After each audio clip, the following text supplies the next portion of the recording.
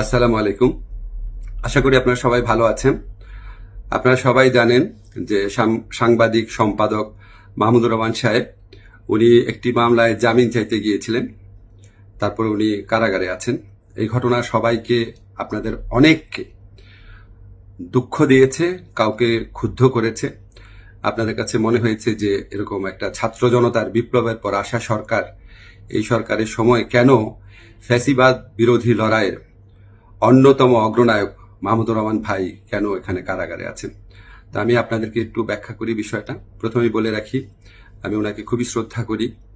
এদেশে শেখ হাসিনার যে ফ্যাসিবাদী শাসন ছিল, সেটার বিরুদ্ধে যে লড়াইটা আমাদের, সেটার সূচনা করেছিলেন, বুদ্ধিবৃত্তিকভাবে তিনি সূচনা করেছিলেন, এবং এই জন্য ওনাকে প্রচণ্ড নিপীড়ন, নির্যাতন ভোগ করতে হয়েছে, যেটার সাথে কোনো কিছুর তুলনা হয় না আর কি।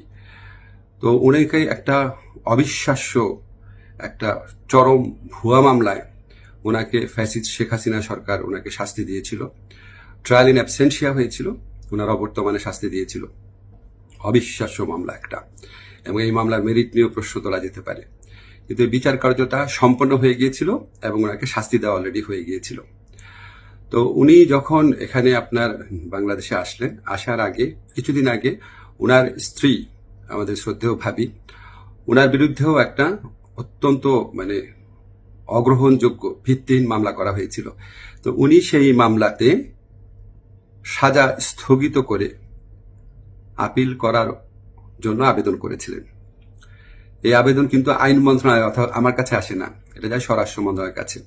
স্বরাষ্ট্র মন্ত্রণালয় যখন আমাদের অভিমত চেয়েছে, আমরা ইতিবাচকভাবে এটা দেখার জন্য জোর সুপারিশ করেছি। আমাদের এই সুপারিশের ভিত্তিতে মাহমুদুর রহমান ভাইয়ের স্ত্রীর সাজা স্থগিত করে ওনাকে আপিল করার সুযোগ দেওয়া হয়। মাহমুদুর রহমান ভাই যেই মামলায় শাস্তি পেয়ে আজকে জেলে আছেন, এক্স্যাক্টলি এই মামলায় আরেকজন বরেণ্য সাংবাদিক শফিক রহমান, উনারও সাজা হয়েছিল।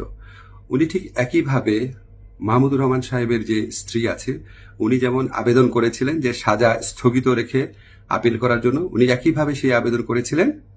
আমাদের আইন মন্ত্রণালয়ের মতামতের ভিত্তিতে শফিক রহমান সাহেবেরও সাজা স্থগিত করে ওনাকে মুক্ত মানুষ হিসাবে আপিল করার জন্য যে ওনার যে আবেদনটা ছিল সেটা অ্যাপ্রুভ করা হয়। মাহমুদুর রহমান ভাই এটা করেন নাই। আপনারা সবাই জানেন ওনার অত্যন্ত স্ট্রং আত্মসম্মান বোধ, উনি খুব দৃঢ়চেতা মানুষ, খুবই দৃঢ়চেতা মানুষ, প্রচণ্ড দেশপ্রেমিক মানুষ। হয়তো উনার এই সমস্ত ব্যক্তিত্বের কারণে উনি মনে করেছেন উনি কোনো সাজা স্থগিতের আবেদন করবেন না, বা হয়তো যে কোনো কারণে হোক, আমি জানি না, উনি সাজা স্থগিত রেখে মুক্ত মানুষ হিসাবে আপিল করার কোনো আবেদন করেন নাই। ফলে এটা করার কোনো রকম স্কোপ কোনো মন্ত্রণালয়ের, কোনো সরকারের ছিল না। উনাকে যেই আদালত এই ভুয়া মামলাতে উনাকে শাস্তি দিয়েছিল, উনি সেই আদালতে জামিন চাইতে গেছেন।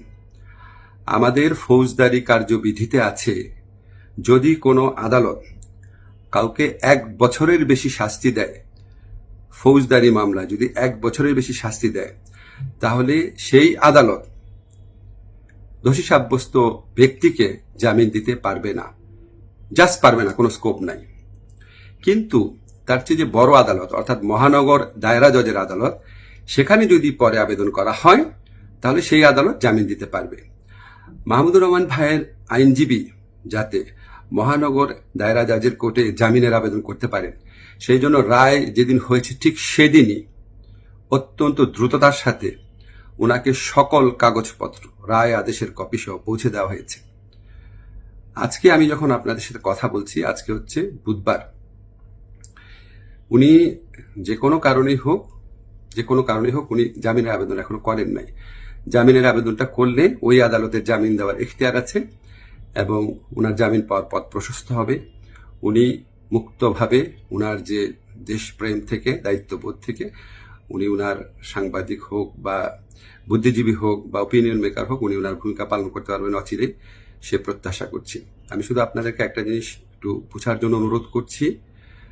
আমি আইন মন্ত্রণালয়ের দায়িত্ব পাওয়ার পর মাহমুদুর রহমান ভাইয়ের স্ত্রী ও সাংবাদিক শফিক রহমান, ওনারা যখনই আবেদন করেছেন সাজা স্থগিত করার, সেই আবেদনে আমাদের মতামতের ভিত্তিতে ওনাদের সাজা স্থগিত করা হয়েছে। মাহমুদুর রহমান ভাই এই আবেদন করলে অবশ্যই আইন মন্ত্রণালয় থেকে ওনার সাজা স্থগিতের জন্য আমরা সুপারিশ করতাম। আমরা সেই সুযোগ পাই নাই, এখানে আমাদের কিছু করার ছিল না। আমরা মনে করি যে মাহমুদুর রহমান ভাই উনি যত তাড়াতাড়ি, আমরা বলতে আমি নিজের কথা বলছি, যত তাড়াতাড়ি মুক্ত হয়ে আমাদের এই দেশ করার যুদ্ধে ওনার জায়গা থেকে নেতৃত্ব দিবেন, তত এটা দেশের জন্য মঙ্গলজনক।